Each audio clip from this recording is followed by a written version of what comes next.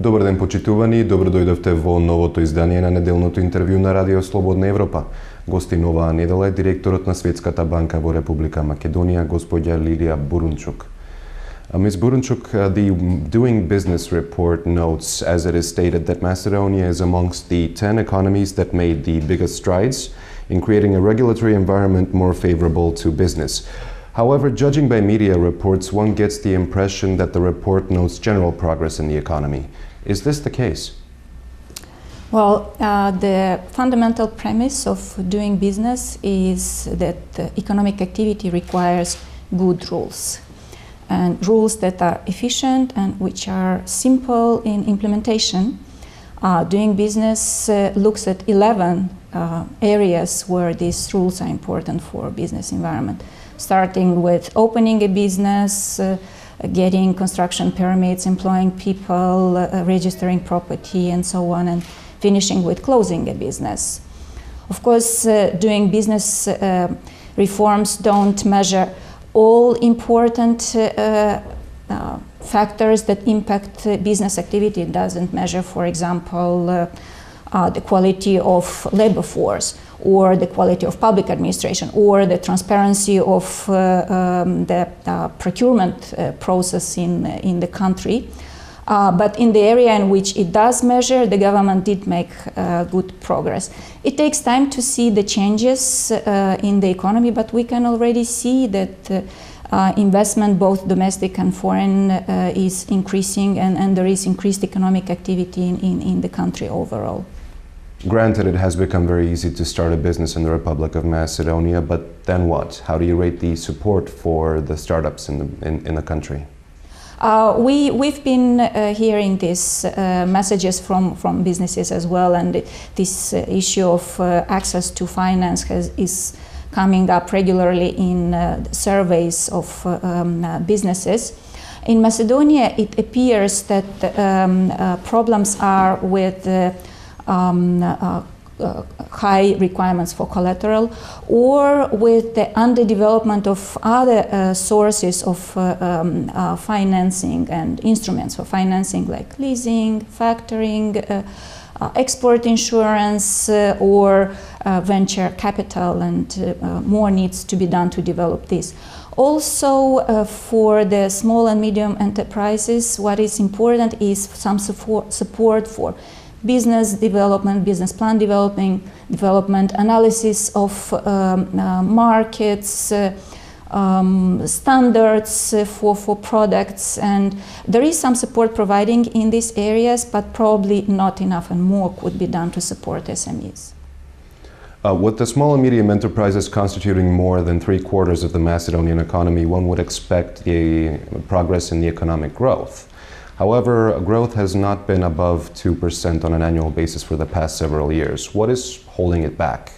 Macedonia has done relatively better than other countries in the region while going through the crisis. In 2009, the output decreased very slightly. And in 2010 has been, it did grow slowly, but it did grow. And there was a significant spike in growth at the beginning of this year, reaching levels higher than 5%. However, the high unemployment, the problems with high trade deficit create some risks which require some additional efforts to support growth in the future. What successful economies in the world show is that higher growth rates over a longer period, sustained period of time, require very good education, very good skills, people skills, strong human capital, require sustained high investments in infrastructure, require long-term and very clear and consistent and predictable policies that are implemented by a capable public administration. And all this on top of very strong macroeconomic performance. Is this noticeable in Macedonia at present? Macedonia has done quite well on the macroeconomic performance. Its fiscal policies, its monetary policies have been quite solid and good, and it should build on this basis. But more needs to be done to improve the level of education. More needs to be done to invest in productive infrastructure. And more needs to be done to have predictable rules for all businesses in the longer term. And you have to make some sacrifices today in order to get a better quality of life for the population and for the future of the country. It means that at the level of individual, for example, I would not buy a car today, but I would use the money to invest in the education of my children. The same applies for the government. The government may not spend as much money today on salary and pensions, but invest more on infrastructure, which will create the basis for higher growth and better development in the future. While on the subject of growth, the EBRD has changed its projections for growth of the Macedonian economy. If one keeps an eye on the public's eye, one can get the impression that the primary reason is the crisis in neighboring Greece. Is this the sole reason? In terms of the risks, there exist significant risks in the current very uncertain environment, and of course the developments in Greece and in the Eurozone are impacting Macedonia, because Macedonia's exports, most of Macedonian exports are going to the Eurozone.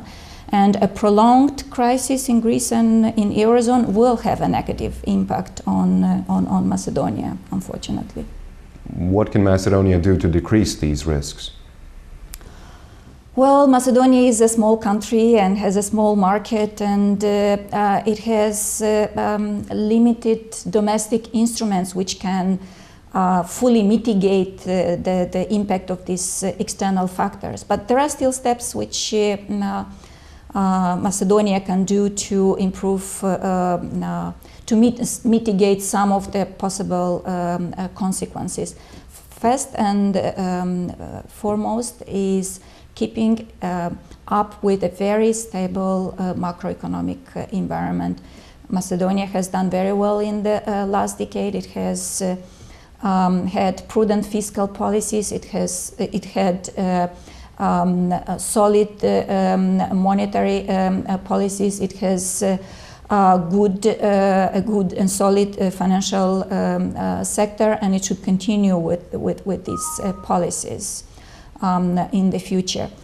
It should also prepare for the future and not build up any risks in the system by not, for example, increasing the wages and pensions, so that it leaves room leaves fiscal space to be able to react in case of some fiscal pressures brought by the crisis in the future, and with the freed up resources, create an environment, a less costly environment for businesses to operate by investing in infrastructure and improving the doing business environment, which the government is obviously doing, as showed by the doing business results. Another thing that the government can do and should do is to try to protect its poor, because the poor are the ones who are most vulnerable to shocks. It can further improve its social protection systems and make sure that its systems are effective and are reaching the people who need the assistance the most. Thank you, Ms. Burunčuk. Тоа е се за ова издание на неделното интервју на Радио Слободна Европа, повторна средба за 7 дена.